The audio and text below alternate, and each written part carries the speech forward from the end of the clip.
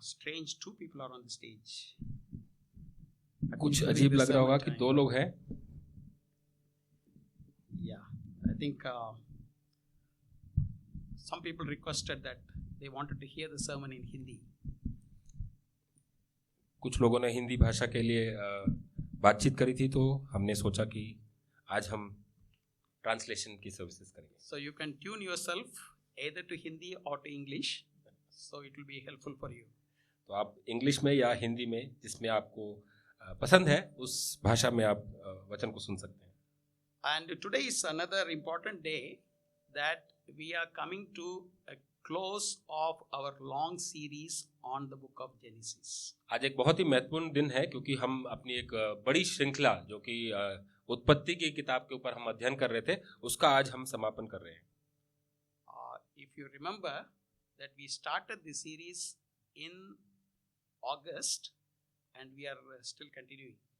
आपको याद होगा कि हमने ये जो सीरीज है वो अगस्त के महीने में शुरू करी थी और आज हम इसको खत्म कर रहे हैं.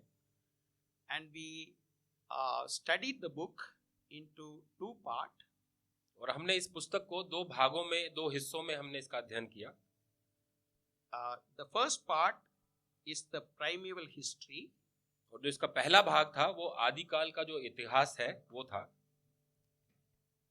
And the second part is the patriarchal biography. और जो इसका दूसरा भाग था वो जो पितरों का जीवन है या उनकी जीवनी जो है, उनकी बायोग्राफी जो है, उसके बारे में था. I think we have told this several times, so it may be in you unconsciously.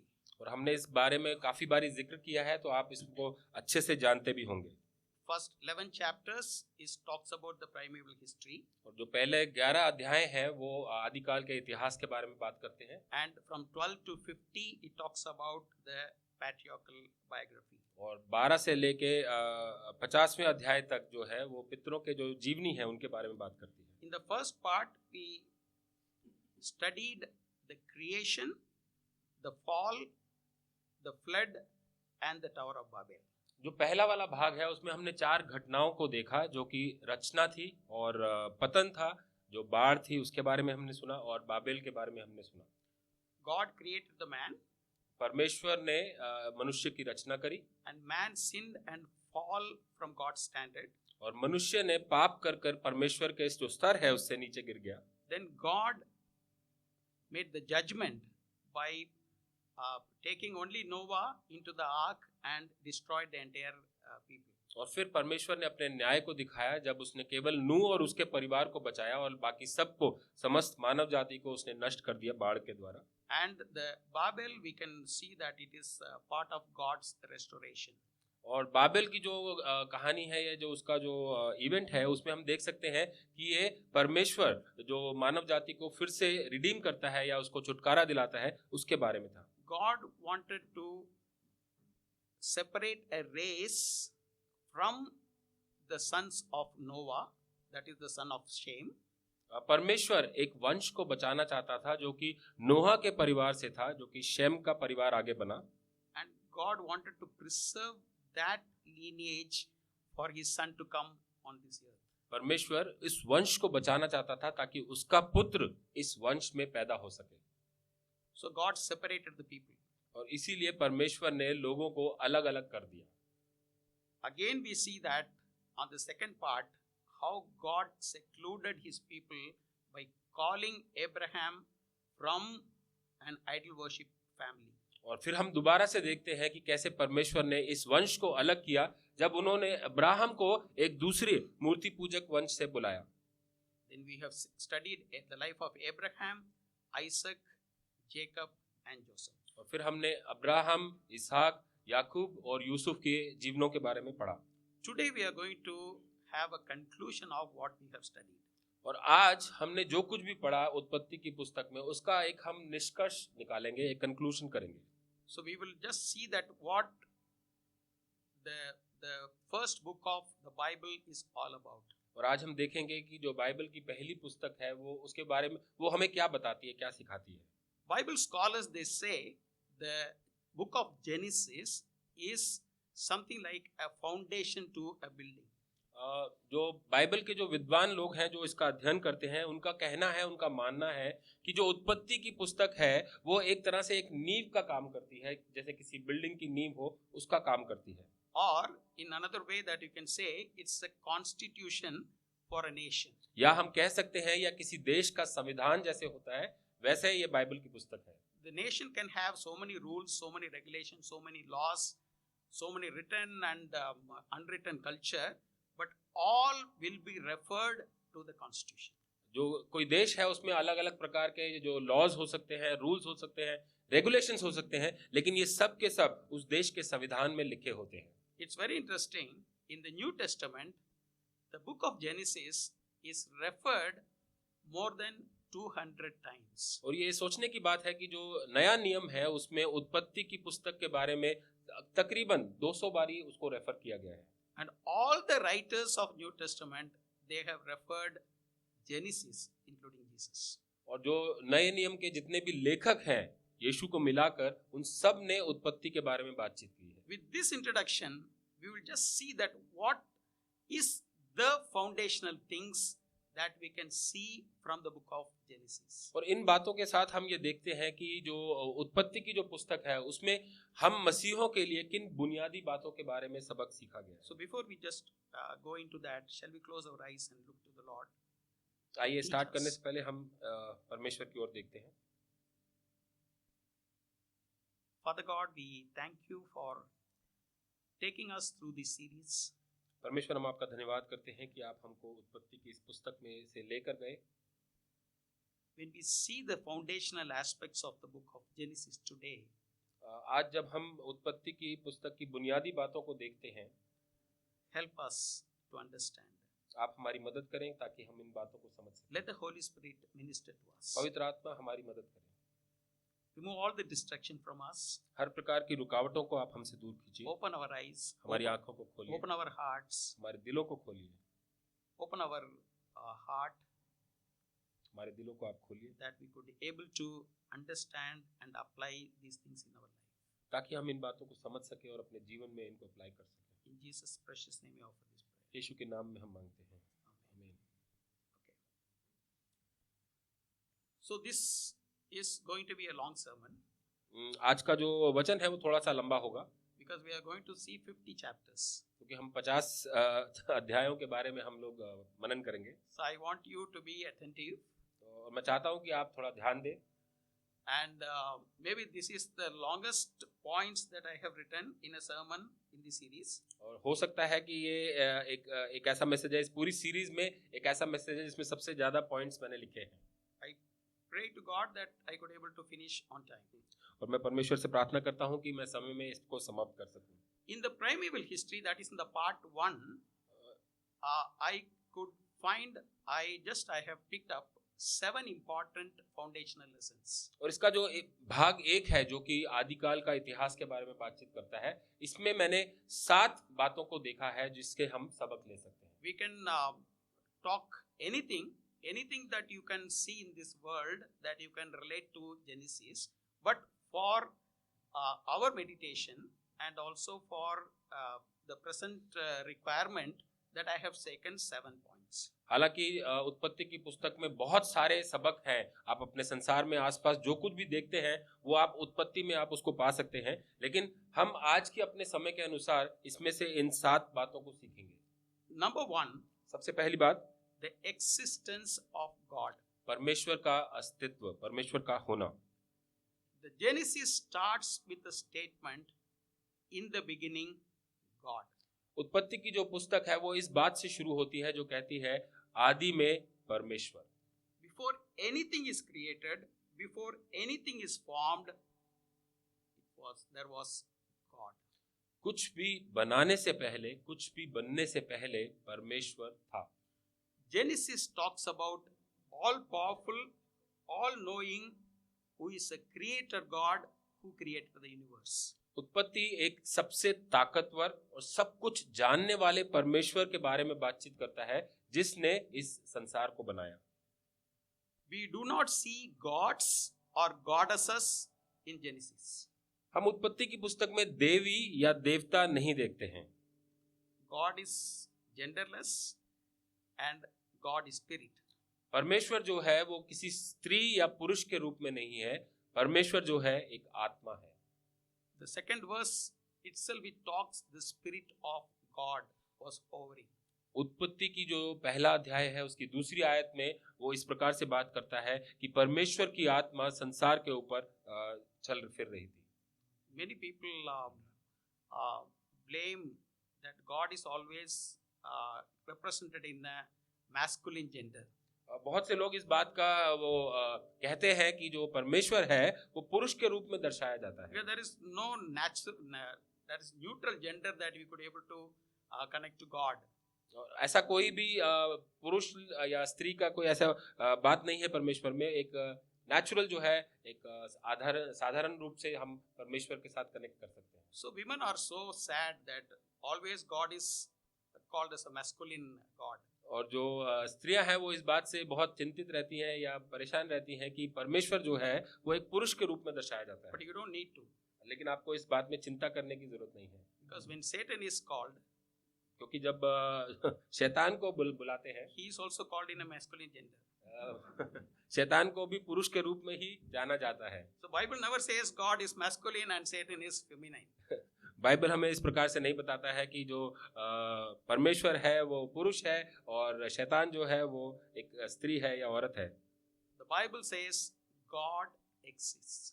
Bible हमें केवल इतना बताता है कि परमेश्वर था, है।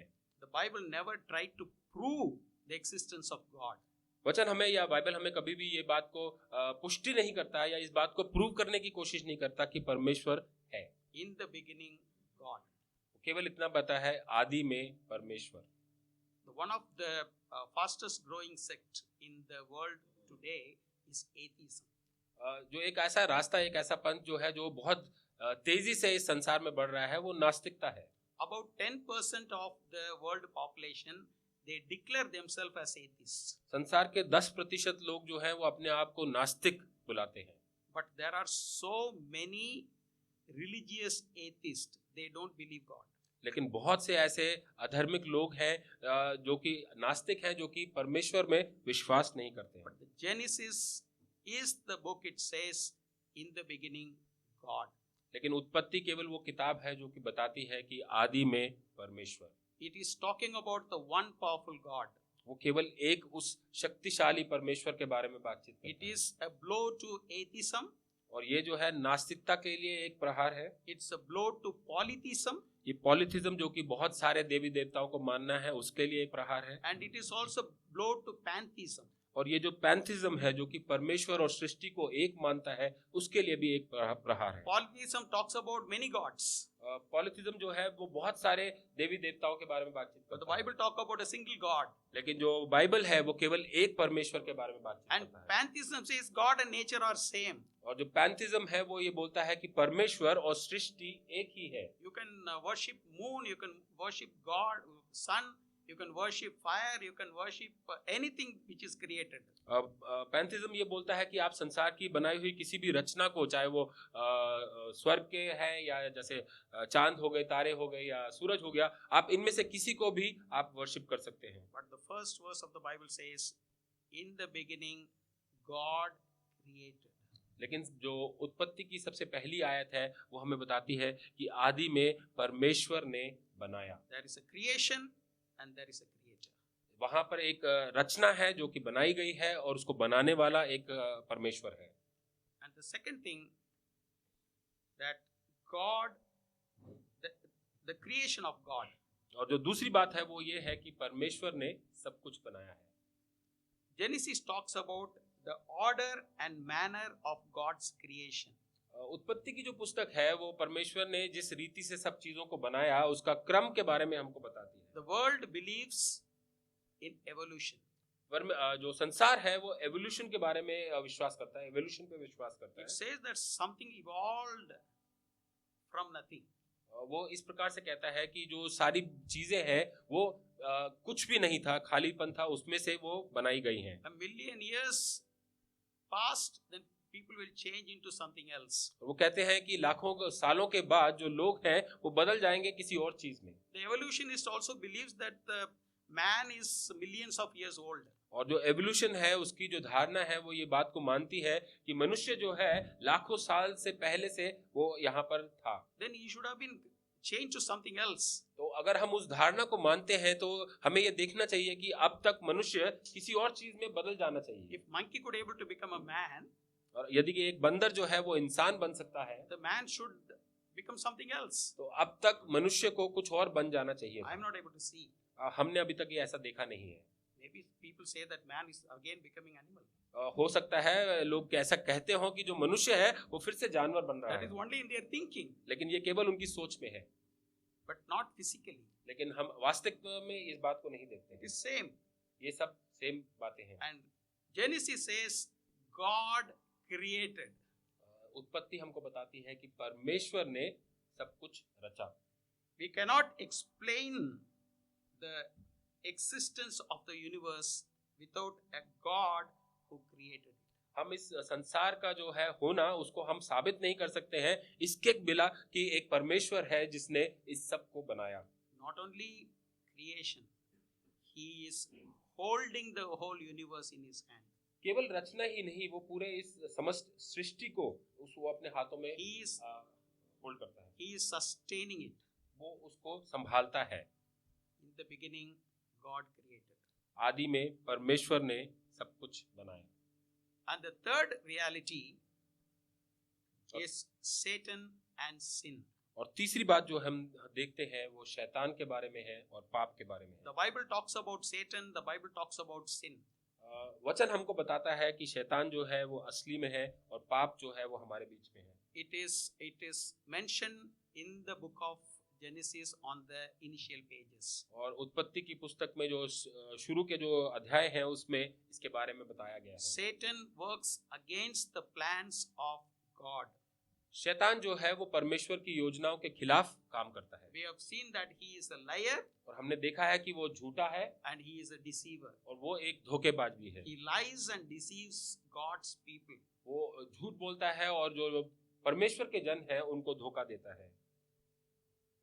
And people think the world has several problems. लोग सोचते हैं कि संसार में बहुत सी समस्याएं हैं, परेशानियां हैं, And people think that people are not educated, that is a problem. और वो सोचते हैं कि लोगों को शायद शिक्षा नहीं मिली है और वो हमारे लिए बहुत बड़ा प्रॉब्लम And है। communists thought that the world doesn't have equal distribution of wealth, and that is the problem. और कम्युनिस्ट लोग जो थे वो ये सोचते थे कि संसार में जो लोगों के पास है धन बराबर तरीके से नहीं बांटा गया और वो एक बड़ी प्रॉब्लम है। And some people thought that people are not healthy, that is a problem. और कुछ लोगों ने सोचा कि लोग जो हैं वो स्वस्थ नहीं है और ये एक बड़ी प्रॉब्लम है। But I'll tell you, the wealthy, healthy, and educated people have all the problems. और मैं आपको ये बताना चाहता हूँ कि जो लोग अच्छे स्वस्थ में हैं, जिनके पास अच्छा धन दौलत है और जो पढ़े लिखे हैं, उनके पास ये सारी प्रॉब्लम्स The हैं। problem of this world is not on anything other than sin. इस संसार का जो सारी समस्याएं हैं वो केवल इसी बात पर टिकी हैं कि संसार में पाप है। What God created was excellent. जो परमेश्वर ने बनाया बहुत ही सुंदर था। When sin entered inside, it has become a problem. और जब पाप इस संसार में आ गया तो परमेश्वर की बनाई हर एक चीज में एक समस्या आ गई। And Jesus came into this world to defeat Satan. और यीशु मसीह इस संसार में आए ताकि वो शैतान को हरा सके। When Jesus was born, maybe you are going to celebrate Christmas, the angel came and told, you name him Jesus because he will save the people from their sins. जब यीशु मसीह का जन्म हुआ, अभी कुछ ही समय में हम क्रिसमस मनाने वाले हैं, तो स्वर्गदूतों ने आकर कहा कि तुम इनका नाम यीशु रखो क्योंकि ये संसार को लोगों को उनके पापों से बचाएगा। Sin is the root cause of all the problem, and that we know from the book of Genesis. पाप हमारी हर एक समस्या की जड़ है और ये हम उत्पत्ति की किताब से सीखते हैं। And fourthly, and four important concept what we learn from the book of Genesis, the humans are God's image. और चौथा पॉइंट जो हम सीखते हैं उत्पत्ति की किताब से वो ये है कि इंसान जो है परमेश्वर की छवि में बनाए गए हैं। God created Adam and Eve in God's image. सृष्टि की रचना में हम पढ़ते हैं कि परमेश्वर ने आदम और हवा को अपनी छवि में बनाया। Both men and women were created in the image of God. दोनों पुरुष और स्त्री परमेश्वर की छवि में बनाए गए थे। Angels were not created in the image of God. स्वर्गदूत जो है वो परमेश्वर की छवि में नहीं Animals बनाए were गए। not created in the image of God. जो जानवर हैं वो परमेश्वर की छवि में नहीं बनाए गए हैं। Men were created in the image of God. केवल मनुष्य ही परमेश्वर की छवि में बनाए गए That हैं। is why we respect people. इसीलिए हम लोगों का आदर और सम्मान We करते हैं। don't kill people. हम लोगों को नहीं मारते हैं। The Bible says even if people persecute you, then you bless them. Bible हमें ये इस प्रकार से बताती है कि यदि लोग तुम्हारा सताव करते हैं, तुम्हें परेशान करते हैं, तब भी तुम उनको आशीष दो। It is not Christians are made in the image of God. और ये केवल ये नहीं है कि जो मसीह लोग हैं वो परमेश्वर की छवि में बनाए गए हैं। Everyone who is born in this world, they are made in the image of God. हर एक जन जो इस संसार में जन्म लेता है वो परमेश्वर की छवि में बनाया गया है। They are made to represent God. वो परमेश्वर को दर्शाते हैं। That is why we see that even a child which is formed in the womb, it is in the image of God. और इसीलिए हम देखते हैं कि एक बच्चा जो कि माँ के गर्भ में पैदा होता है वो भी परमेश्वर की छवि में ही बनता है। We don't want to kill them. और इसीलिए हम उनकी हत्या नहीं करना चाहते हैं। People are killing. लोग बच्चों की हत्या करते हैं। But God has said, even when you are formed in the womb, your hand has made it. What God was making it, He is making His image in us. और वचन हमको ये बताता है कि माँ के गर्भ से ही परमेश्वर हमारी रचना करता है। वो किस प्रकार से हमारी रचना करता है? अपनी छवि में वो हमको बनाता है। The book of Genesis says that everyone who is formed in the image of God. उत्पत्ति की पुस्तक हमको इस बात की पुष्टि करती है कि जो कोई भी बनाया गया है वो परमेश्वर की छवि में बनाया गया है। And fifthly, we see the love of God and the judgment of God. पांचवी बात हम ये देखते हैं कि परमेश्वर लोगों से प्रेम करता है लेकिन वो उनका न्याय भी करता है। Everybody is happy to see that God is love. हर कोई इस बात से बहुत खुश होता है कि परमेश्वर प्रेम का प्रतीक है। Yes, God is love. हाँ, परमेश्वर प्रेम है। It's repeatedly mentioned in the Bible that God is love. और वचन में ये बार-बार बताया गया है कि परमेश्वर प्रेम है। Do we see the love of God in Genesis? क्या हम परमेश्वर के प्रेम को उत्पत्ति की पुस्तक में देखते हैं? Yeah, even in the Garden of Eden. जो अदन की वाटिका है उसमें भी हम देखते हैं। When Adam and Eve, they told that they have sinned against God. जब आदम और हवा ने ये बताया कि उन्होंने परमेश्वर के खिलाफ पाप किया है, What God did? तो परमेश्वर ने क्या किया? He has not slapped them. उन्होंने उनको डांटा नहीं है, उनको मारा नहीं है, But He gave them a leather garment. उन्होंने चमड़े की खाल से उनके लिए कपड़े बनाए। It is much beyond their imagination. और ये उनकी सोच से परे था, हटकर था। Then God was walking with Enoch. परमेश्वर हनोक के साथ साथ चलता था। It was a sinful world, a sinful man. Then God walked with Enoch. एक जो पापी संसार था, पापी लोग थे, उसमें भी परमेश्वर जो है हनोक के साथ साथ चलता था। Then God blessed Abraham. और परमेश्वर ने अब्राहम को ब्लेस किया। God blessed Isaac. परमेश्वर ने इसहाक को ब्लेस किया। Isaac put the seed and he got 100-fold blessing. और इसहाक ने जो था बीज को बोया और उसको 100 गुना उसको फलवंत हुआ। And God even loved Jacob. और परमेश्वर याकूब से भी प्रेम करता था। And we have seen a few weeks before, God was with Joseph. और हमने पिछले कुछ हफ्तों में देखा कि परमेश्वर यूसुफ से भी प्रेम करता था। God was so loving this people. परमेश्वर अपनी बनाई हुई इस रचना से, मनुष्य से बहुत प्रेम करता था। When man has sinned, God has not abandoned the people. जब मनुष्य ने पाप किया तो परमेश्वर ने उनको त्याग नहीं दिया, छोड़ नहीं दिया। God was again and again hugging them. परमेश्वर ने बार बार उनसे प्रेम किया और उनको अपने समीप लेकर आया। That is the love of God. और ये परमेश्वर का प्रेम है। That is what we read in the Bible. और ये हम वचन में पढ़ते हैं। But at the same time, लेकिन इसके साथ ही the Bible talks about God's judgment. वचन हमको ये भी बताता है कि परमेश्वर जो है वो न्याय करता है। And many people, they believe that the loving God cannot send a person to hell. और बहुत से लोग इस बात का विश्वास करते हैं कि जो प्रेम करने वाला परमेश्वर है वो लोगों को नरक में नहीं भेज सकता। What happened at the time of Noah? नोआ के टाइम पे क्या हुआ? नूह के टाइम पे क्या हुआ? God finished all the people. under the waters. परमेश्वर ने बाढ़ के द्वारा समस्त मानव जाति को नष्ट कर दिया That is God's judgment. और ये परमेश्वर का न्याय था। God had a purpose in executing his judgment on the people. और परमेश्वर का एक मकसद था जब वो अपने न्याय को लोगों के ऊपर लेकर आया था। Because of sin. क्योंकि पाप की वजह से ये न्याय जरूरी God था। cannot tolerate sin. परमेश्वर जो है वो पाप को बर्दाश्त नहीं कर सकता। We'll see that God executed his severe judgment in the book of Genesis. और हम उत्पत्ति की पुस्तक में देखते हैं कि परमेश्वर ने अपने न्याय को, अपनी जजमेंट को लेकर आया था।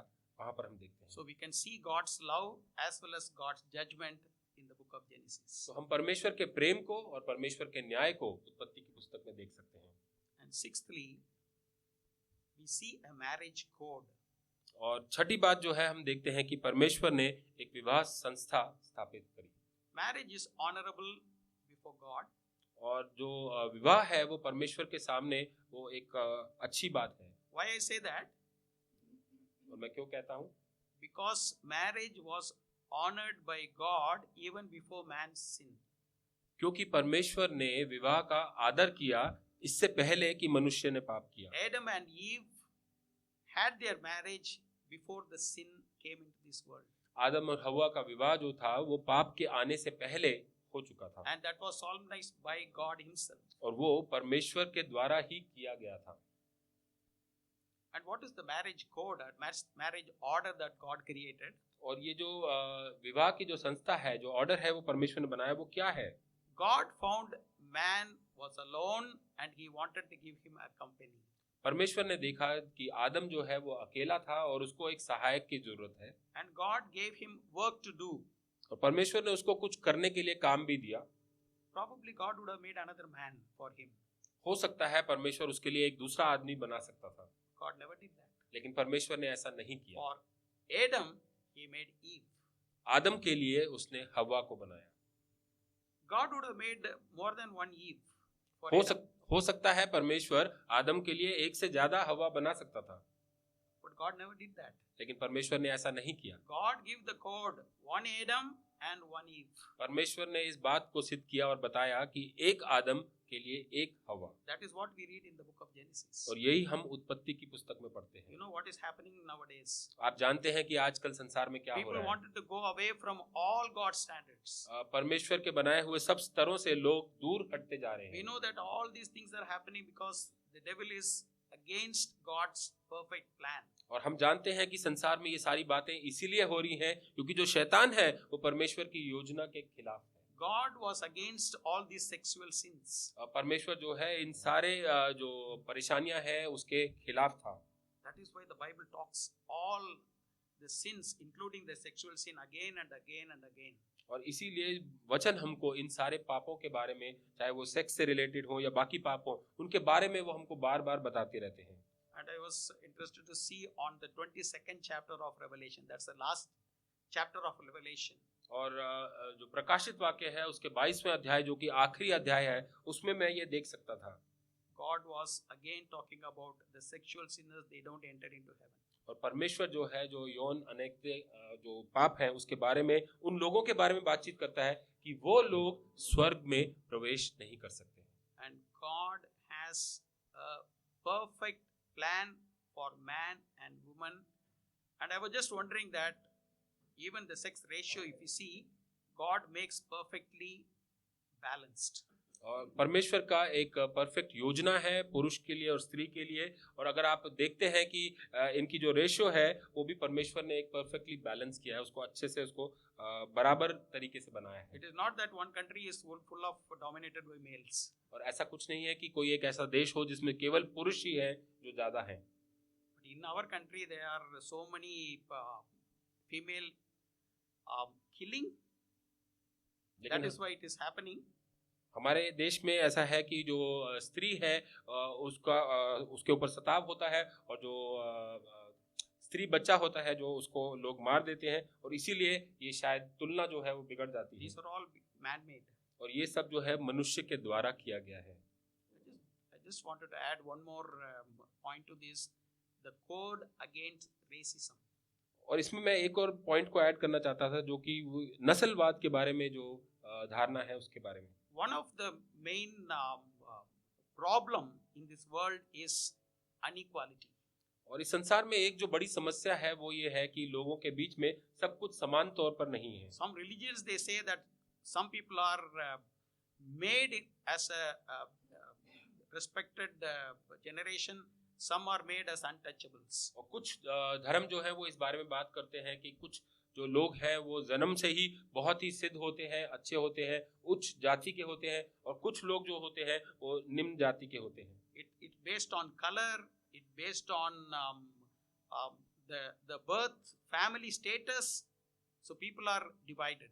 और हो सकता है ये जाति के विवाद पे हो, या रंग के बेसिस पे हो, या हो सकता है उनके खानदान के बेसिस पे हो, जहाँ लोगों के अंदर इतने अलग अलग विभाजन हो गए हैं। But what Genesis says, लेकिन उत्पत्ति क्या कहती है?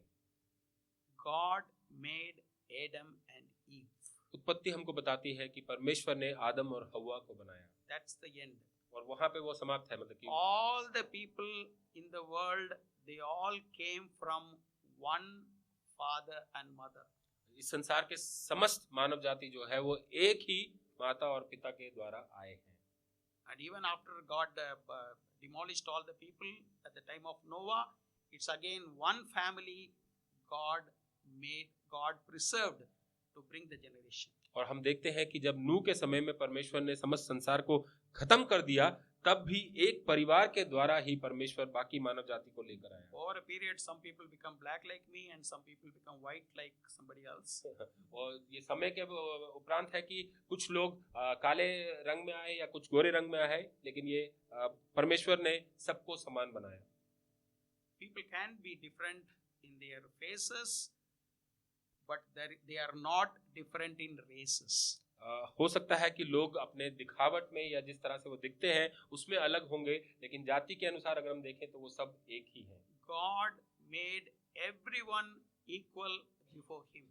परमेश्वर ने हर एक को अपने सामने एक समान, एक रूप में बनाया। That is why when we all go to heaven, there will be a one crowd of all people. और इसीलिए जब हम स्वर्ग में जाएंगे तो वहां पर केवल एक ही झुंड होगा, सब लोगों का मिलाकर। There is no different places where the lower class people will be there, upper class people will be there. There is no class difference in heaven.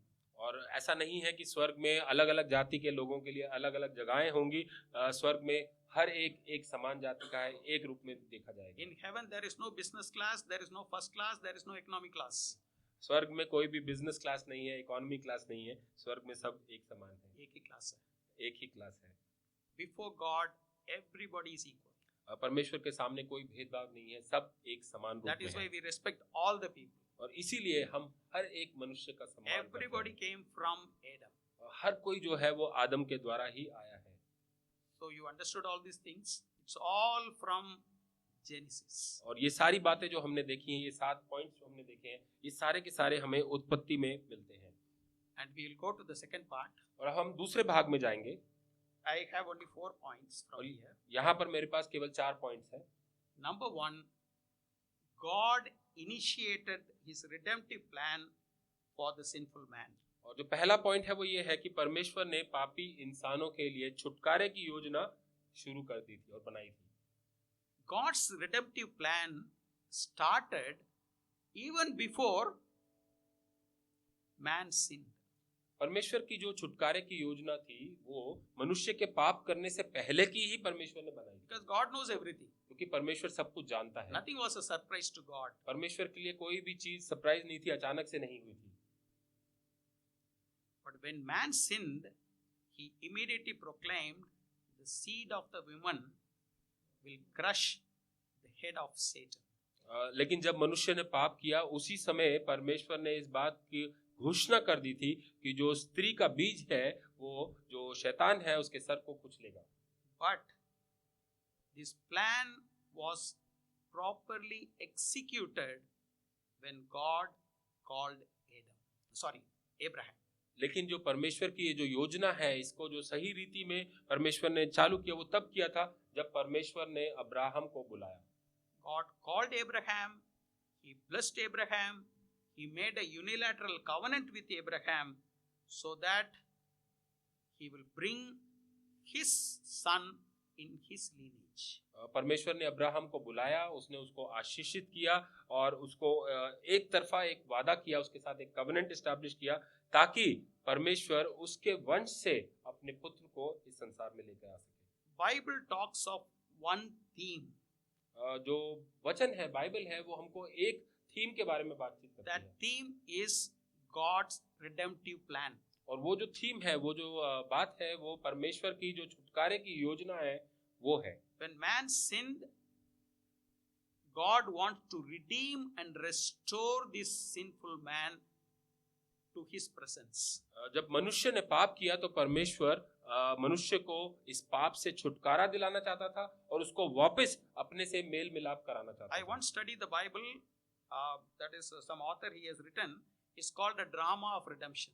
एक बार मैंने बाइबल का जब मैं अध्ययन कर रहा था, किसी एक लेखक ने इस प्रकार से लिखा था कि जो छुटकारे का जो ड्रामा है उसके बारे में वो बातचीत The करता है। Bible is a drama and there are so many players, but all talks about God's redemptive plan.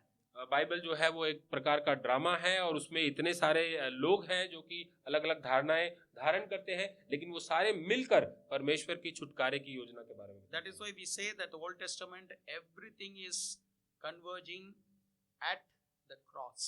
और इसीलिए हम कहते हैं कि जो पुराना नियम है उसमें जितनी भी बातें हैं वो सारे मिलकर जो है क्रूस पर आकर खत्म होती And the हैं। New Testament, it diverges from the cross. और जो नया नियम है वो क्रूस से आगे को चलता है।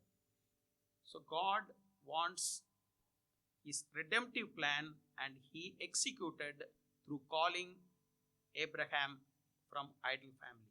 और इसीलिए हम देखते हैं कि परमेश्वर की छुटकारे की योजना थी और उसने उस योजना को शुरू किया जो अब्राहम को बुलाकर, अब्राहम जो है एक मूर्ति पूजक परिवार से था, परमेश्वर ने उसको बुलाया। This is started in the book of Genesis. और ये जो है हम उत्पत्ति की पुस्तक में देखते हैं।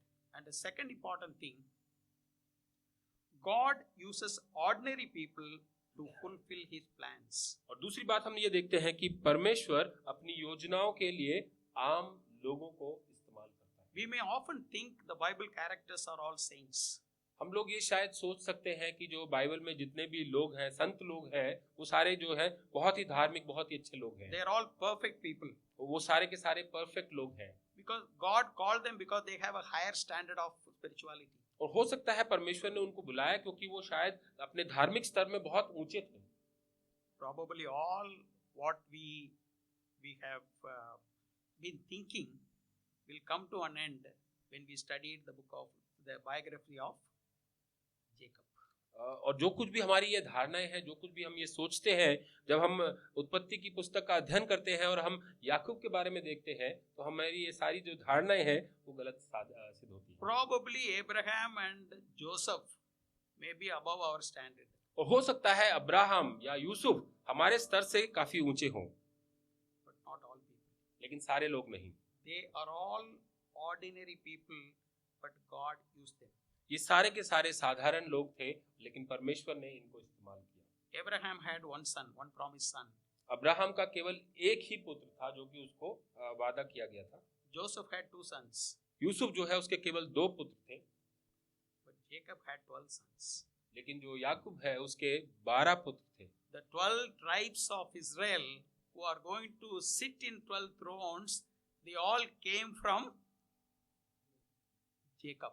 इजराइल के जो 12 कबीलों के बारे में हम बातचीत करते हैं जो कि न्याय के उस सिंहासन पर बैठेंगे और लोगों का न्याय करेंगे, उस सारे के सारे याकूब के परिवार से We थे। are all ordinary people. हम सब साधारण लोग हैं। God can do extraordinary things through ordinary people. परमेश्वर हम साधारण लोगों के द्वारा असाधारण काम भी कर सकता है। It is not our status, और ये हमारा जो स्तर है, हमारा स्टेटस है, वो it's नहीं not है। our education or finance or caste or color or anything. ये हमारी जो शिक्षा है या हमारा जो समाज में स्तर है या हमारा रंग है, इन सब से कुछ ताल्लुक नहीं रखता है। God sees only one thing. परमेश्वर केवल एक चीज देखता है। क्या देखता है? परमेश्वर केवल हमारे हृदय को देखता है। That is the one thing we cannot see. और वो चीज, एक जो चीज है वो हम नहीं देख सकते हैं It's so difficult. और वो बहुत ही मुश्किल है। Even we don't understand our heart. और हम अपने हृदय को कई बार समझते भी नहीं हैं। God sees only the heart. परमेश्वर केवल हमारे हृदय को देखता है। We see the people's education, their titles, and their color, their status, and all those things. But God is not a respecter of any of these things. हम लोगों की शिक्षा को देखते हैं, उनकी जो पोजीशंस है उसको देखते हैं, उनके रंग रूप को देखते हैं, लेकिन परमेश्वर इन सब बातों को नहीं देखता। We all know William Carey. हम विलियम कैरी को जानते हैं। William Carey was a cobbler. William Carey जो था वो एक मोची था, जूते बनाने वाला था। Somebody wanted to introduce William Carey to someone, और कोई एक इंसान था जो कि विलियम कैरी को किसी को मिलाना चाहता था, and he told that he was a shoemaker. और उसने इस प्रकार से कहा कि ये एक मोची है, जूता बनाता है। And William Carey told, "Sorry, I am not a shoemaker. I was only a shoe repairer." जो विलियम कैरी है उन्होंने कहा कि मैं जूते बनाता नहीं था, जूतों की मरम्मत करता था। He was a cobbler. He was a shoe repairer. वो केवल जूतों की मरम्मत करता था, He shook the country. और उसने उस संसार देश को हिला दिया। How much God used him. और परमेश्वर ने उसको किस प्रकार से इस्तेमाल So किया। God used ordinary people for doing extraordinary things. इसलिए परमेश्वर जो है साधारण लोगों को इस्तेमाल करता है ताकि उनके द्वारा असाधारण काम कर Where सके। we learn these things, it is from the book of Genesis. और ये सब बातें हम कहाँ पर सीखते हैं? ये उत्पत्ति की पुस्तक में हम सीखते हैं। And the third, God looks for variety of people. और तीसरी बात हम ये देखते हैं कि परमेश्वर जो है अलग अलग तरह के लोगों को खोज करता है। God wants variety. और परमेश्वर चाहता है कि उसके पास अलग अलग तरह के लोग I told even earlier also, if you just see any tree, no two leaves will be identical. और मैंने ये शायद आपसे पहले भी बताया है कि यदि परमेश्वर की रचना में आप देखेंगे, सृष्टि में आप देखेंगे, कोई भी दो पेड़ जो है उनके पत्ते जो है एक समान नहीं होते। No two persons are identical. इसी प्रकार कोई भी दो मनुष्य जो है वो एक समान नहीं होते। That is why we could able to open a lock with our face. और इसीलिए हम आजकल के जमाने में अपना जो लॉक है, फोन का, मोबाइल का लॉक है, वो अपने चेहरे के द्वारा भी खोल सकते हैं। Our thumb impression is totally different. So many billions of people, nothing matches. कितने लाखों करोड़ों लोग हैं, लेकिन हर एक का जो थंब का इम्प्रिंट है, जो उसका चिन्ह है, वो हर एक का अलग है। God is a God of variety. इसलिए परमेश्वर जो है, परमेश्वर वैरायटी चाहता है, अलग अलग चीजें चाहता है। People want to imitate others. लोग दूसरे की नकल करने की कोशिश करते हैं। People wanted that if I am like him, then I would have I can do so much for God. लोग इस प्रकार सोचते हैं, यदि मैं उसके समान होता तो मैं परमेश्वर के लिए बहुत कुछ कर सकता था। When I was a small boy, I used to say that I want to become a miracle worker. और जब मैं छोटा बच्चा था तो मैं ये सोचता था कि मैं अच्छा आश्चर्य कर्म करने वाला बनना चाहता हूँ। Because if I am a miracle worker, this place will be full in one day. यदि मैं आश्चर्य कर्म कर सकता हूँ, जादू कर सकता हूँ, तो ये जो जगह है वो भर जाएगी। God has not given me that. लेकिन परमेश्वर ने मुझे वो नहीं दिया। Because God is a variety. God is a God of variety. क्योंकि परमेश्वर जो है वो विभिन्नताओं का परमेश्वर है, He वो gives- अलग अलग चीजें चाहता He है। gives different talents to different people. वो अलग अलग लोगों को अलग अलग क्षमताएं देता है। Some people He has given 5, some people 3, some people 1. वचन में हम देखते हैं कि किसी को उसने 5 दिया, किसी को उसने 3 दिया, किसी को 1 दिया। God gives different talents to different people. लोग परमेश्वर अलग अलग लोगों को अलग अलग क्षमताएं देता Not है। because of our capability. और ये कोई हमारे वजह से नहीं है कि हम में कुछ काबिलियत है, Because God can make anyone to any level. क्योंकि परमेश्वर किसी को भी किसी स्तर तक लेकर जा सकता है, But He is a God of variety. लेकिन वो विभिन्नताओं का परमेश्वर है। And finally, I think we are not late. God' ultimate goal is to make us like Jesus. और परमेश्वर का मकसद जो है हमें मसीह जैसा बनाना है। God wants us to become like Jesus. परमेश्वर चाहते हैं कि हम यीशु के समान बन जाएं। ये कहाँ है? Where is this? In Genesis. ये उत्पत्ति में है। This is what we see in the life of Isaac and also in the life of Joseph. ये इसहाक के जीवन में और यूसुफ के जीवन में हम देखते हैं। I think 3-4 weeks we have studied Joseph. हमने पिछले 3-4 हफ्तों से यूसुफ के जीवन के बारे में हमने पढ़ा है। The one thing that we can see that he was a type of Christ. और एक बात जो हमने देखी कि यूसुफ जो है एक समान का यीशु था। Every aspect of Christ we could see in the Old Testament in Isaac and Joseph. और यीशु की समानताएं हम जो है हर एक प्रकार से हम यूसुफ के जीवन में और इसहाक के जीवन में हम देख सकते हैं। Even small details you can just pick and you can match with Jesus. और छोटी छोटी बातें जो यीशु के जीवन की है वो हम इसहाक और यूसुफ के जीवन में हम देख सकते हैं। Ultimately, God wants each and every one of us to ultimately go and become like Jesus. परमेश्वर का मकसद जो है वो यही है कि हम में से हर एक जन जो है वो यीशु के समान बनता जाए। I just wanted to conclude with the last few verses what we have read in the book of Genesis. और मैं जो उत्पत्ति की पुस्तक है उसकी जो आखिरी कुछ आयतें हैं उनसे समाप्त करना चाहूंगा। There was a king. एक राजा था। He was a very good king. और वो बहुत ही अच्छा राजा था। And he ruled for a long period of time. और उसने बहुत समय तक शासन किया। And one day he called all his wise people. और एक दिन उसने अपने सभी विद्वानों को बुलाया। And he told, you please write the wisdom of your king. और उसने उनको कहा कि तुम अपने जो राजा है उसकी जो बुद्धिमान है उसकी बुद्धिमती है उसके बारे में बताओ।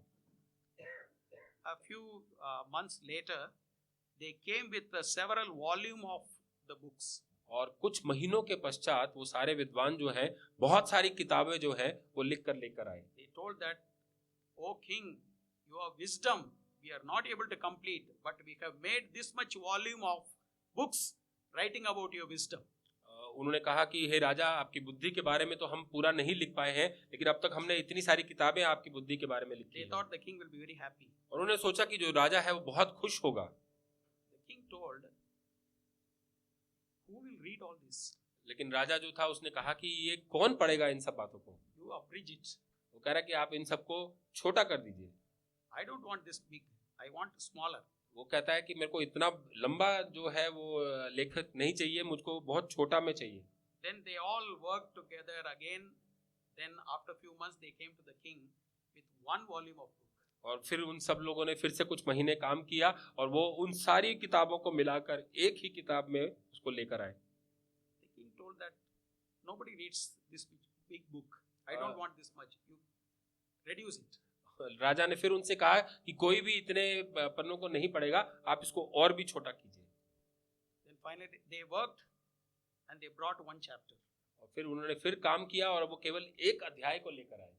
They thought at least the king will be happy because only few pages.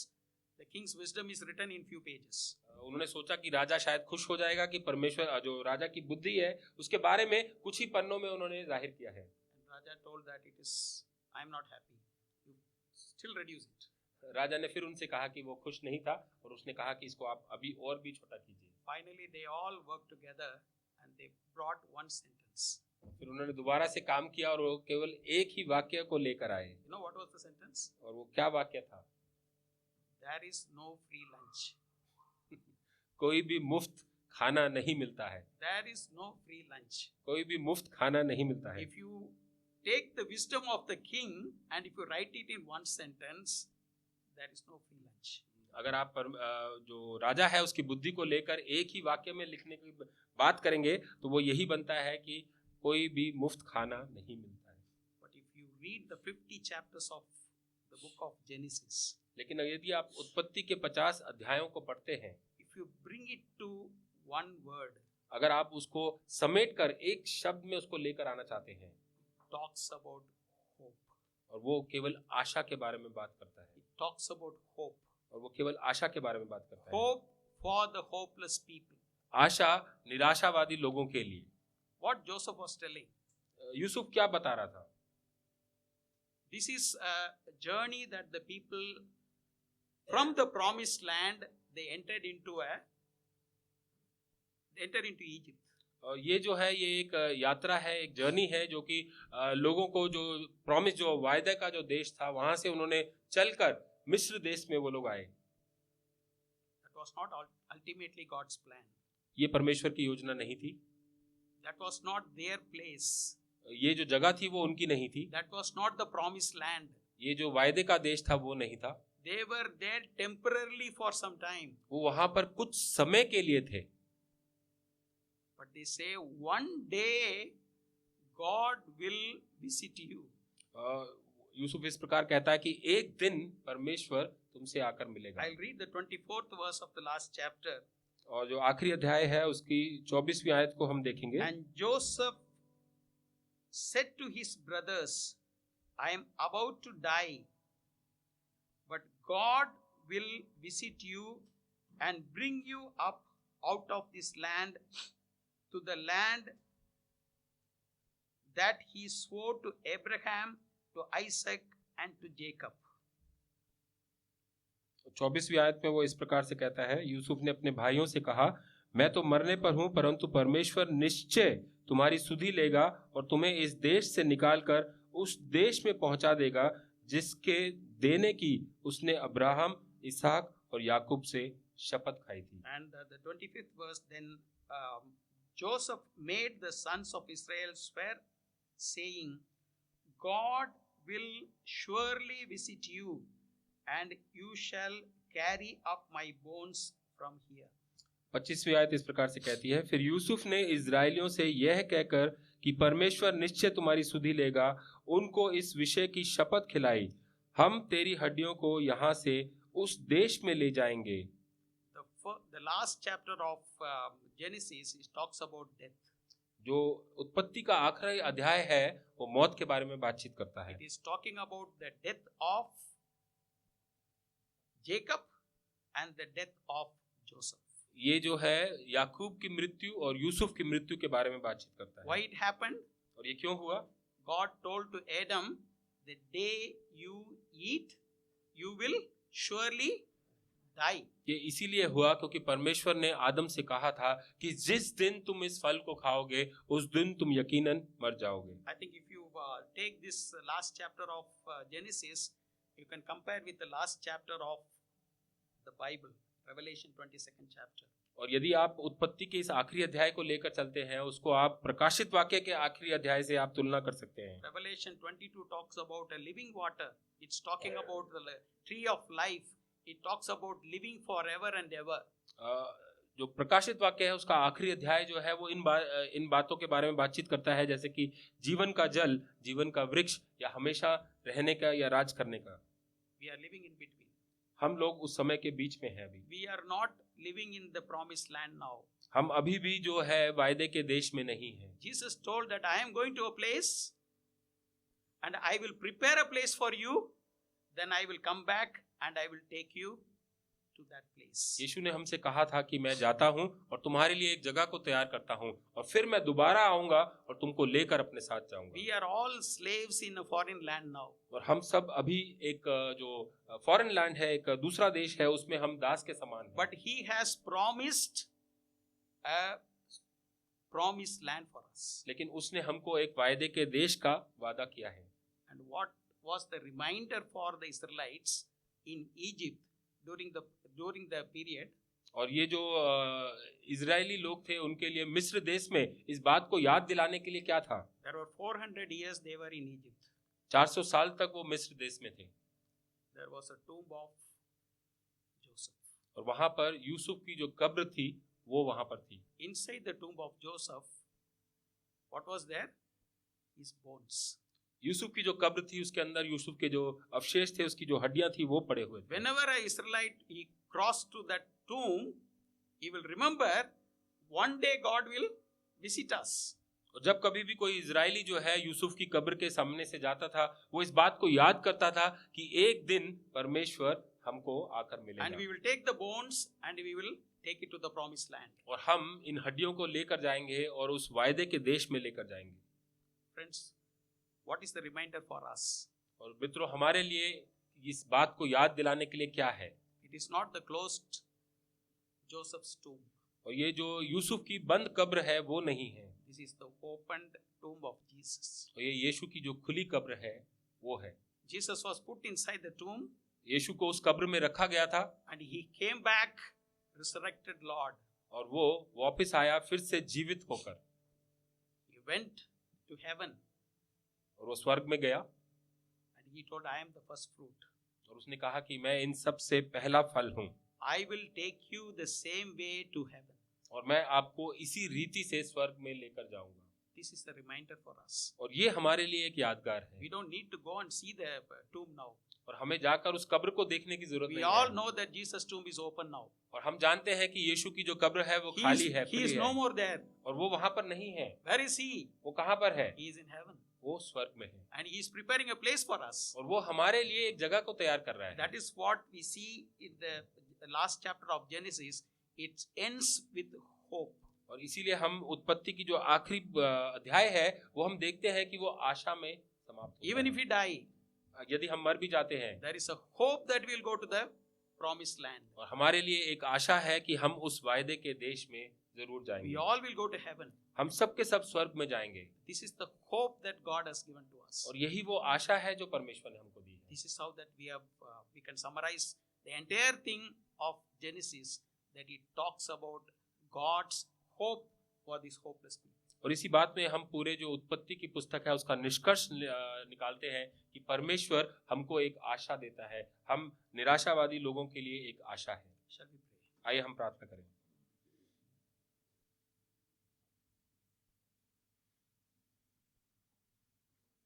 God has taken us through the journey of studying the book of Genesis. परमेश्वर ने हमको इस एक यात्रा में से लेकर गया है जहां हमने उत्पत्ति की पुस्तक का अध्ययन किया है।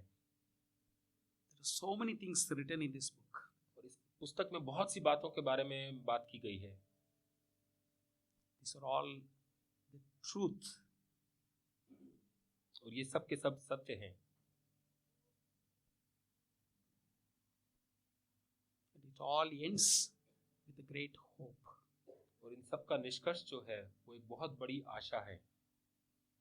Let us focus on the empty tomb of Jesus. आइए हम यीशु की जो खाली कब्र है उसके ऊपर अपना ध्यान केंद्रित करें। One day our tomb also will be opened. एक दिन हमारी कब्र भी खोली जाएगी। But if we are fortunate to live during that time, we will also be taken alive to be with the Lord. लेकिन यदि हम खुशकिस्मत हैं कि हम उस समय तक जीवित रह सकें तो हम जीवित ही परमेश्वर के साथ ले लिए जाएंगे। That is the message that we read from the book of Genesis. और उत्पत्ति की पुस्तक से हमको यही सीखने को मिलता है। That is the message throughout the Bible. और ये जो है बाइबल का पूरी बुक का जो है मैसेज है। Are we prepared to meet the Lord? क्या हम परमेश्वर से मिलने के लिए तैयार हैं? This is not for all. और ये सबके लिए नहीं है, It's only for the chosen people. तो ये केवल वो उन लोगों के लिए है जो कि चुने गए हैं। This is only for the people who have put their trust in Jesus. और ये केवल उन लोगों के लिए है जिन्होंने अपने विश्वास को यीशु के ऊपर डाला है। It's not for the people who attend the church regularly. ये उन लोगों के लिए नहीं है जो कि चर्च हमेशा आते हैं। It's for the people who put their trust in Jesus. ये उन लोगों के लिए है जिन्होंने अपने विश्वास भरोसे को यीशु के ऊपर डाला है। How much we have put the trust in Jesus. हमने अपने भरोसे को, अपने विश्वास को कितना यीशु के ऊपर डाला है। Father God, we thank you and praise you for this wonderful time. परमेश्वर हम आपका धन्यवाद देते हैं आज के इस सुंदर दिन और समय के लिए। Thank you, Lord, for teaching us through the book of Genesis. परमेश्वर आपका धन्यवाद देते हैं कि आप उत्पत्ति में से हमको सिखाया। Continue to bless us. आप हमारे को आशीषित कीजिए।